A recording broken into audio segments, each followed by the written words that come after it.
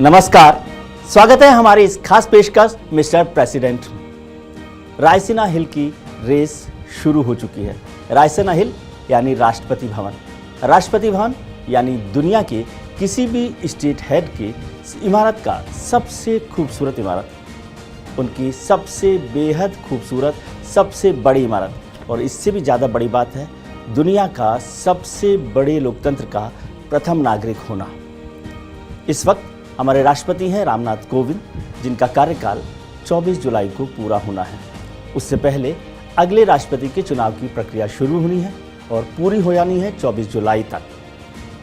हम इस कार्यक्रम में, इस खास पेशकश में बताएंगे राष्ट्रपति चुनाव से जुड़े हर पहलू को और सत्ता पक्ष और विपक्ष इसके लिए कैसा शह और मात का खेल खेल रहा है। देश में इस बार राष्ट्रपति का चुनाव बेहद दिलचस्प होने जा रहा है। वजह है उम्मीदवार। एनडीए की तरफ से द्रौपदी मुर्मू को बीजेपी ने अपना उम्मीदवार बनाया है और उस पर बड़ा दांव लगाया है, जबकि विपक्ष की तरफ से साझा उम्मीदवार की तरफ यशवंत सिन्हा को बनाया गया है। ऐसे देखा जाए तो दोनों का कनेक्शन बीजेपी से है। भारतीय जनता पार्टी की सरकार ने इससे पहले द्रौपदी मुर्मू को झारखंड का पहला आदिवासी उम्मीदवार बनाया था और अब राष्ट्रपति के लिए पहली आदिवासी महिला उम्मीदवार। इस कार्यक्रम में सबसे पहले देखते हैं कि द्रौपदी मुर्मू की उम्मीदवारी में कितना दम है।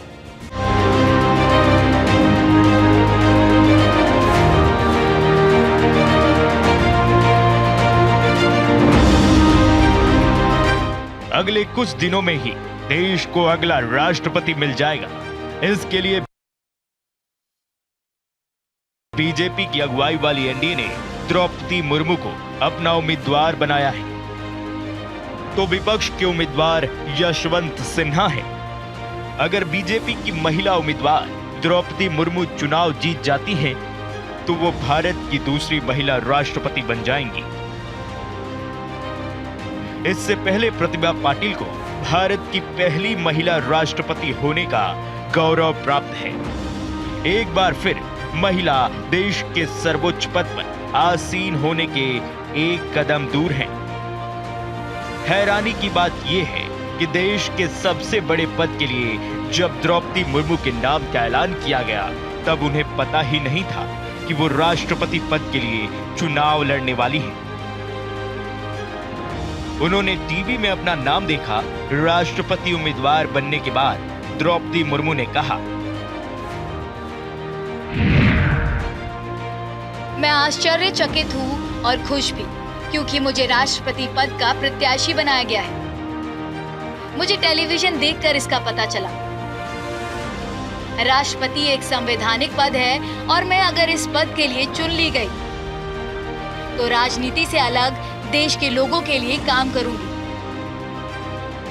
इस पद के लिए जो संवैधानिक प्रावधान और अधिकार है, मैं उसके अनुसार काम करना चाहूंगी। इससे अधिक मैं फिलहाल और कुछ नहीं कह सकती।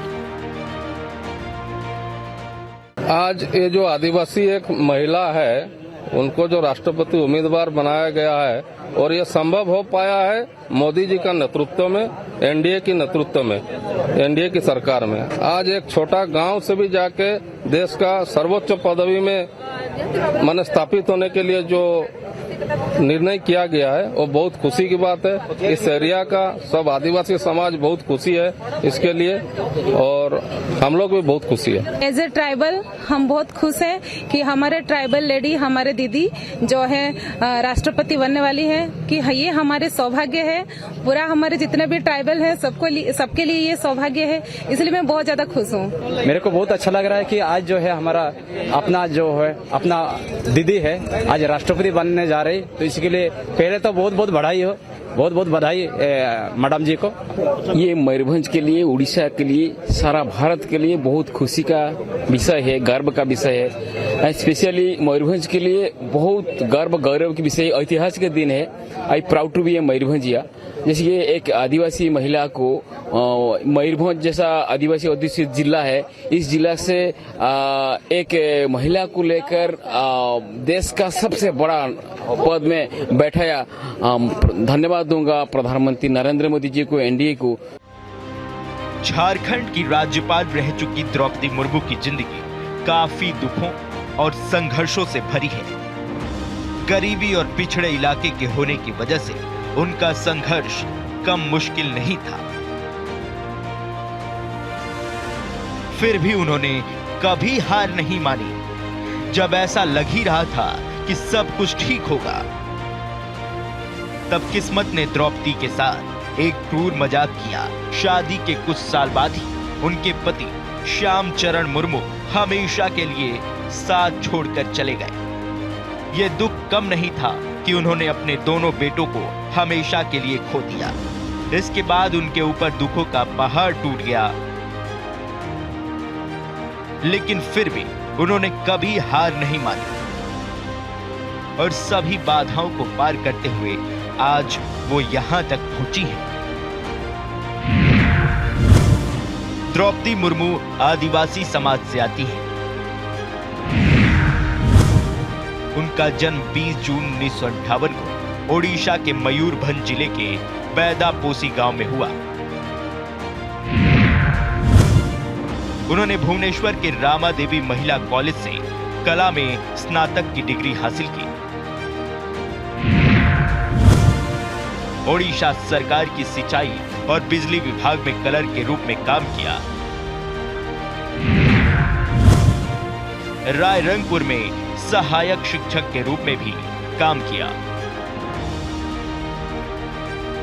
मुर्मू का राजनीतिक सफर भी बड़ा ही रोचक और प्रेरक रहा है।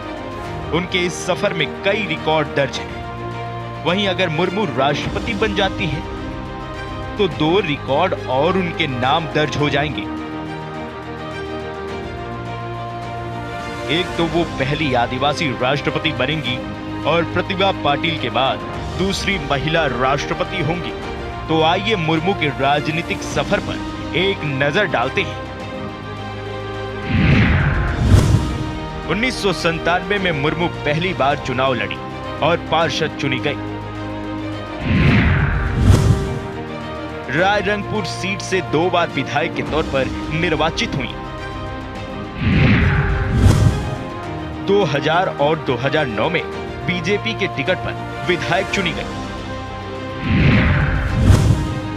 2000 से 2004 तक नवीन पटनायक सरकार में राज्य मंत्री भी रही।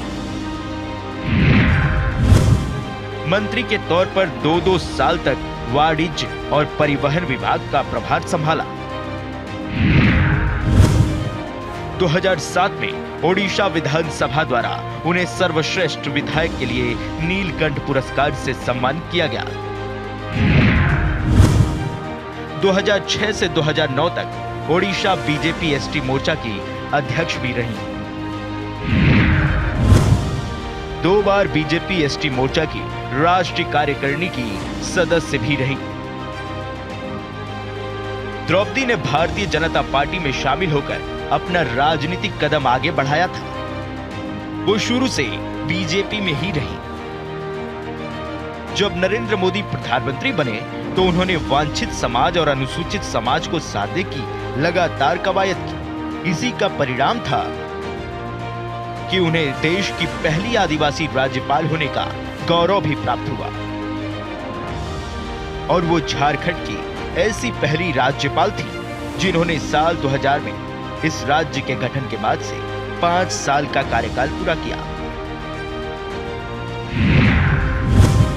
द्रौपदी मुर्मू को 18 मई 2015 को झारखंड का राज्यपाल चुना गया। मुर्मू झारखंड की पहली महिला राज्यपाल चुनी गई। 6 साल 1 महीने और 18 दिन तक राज्यपाल के तौर पर काम किया है।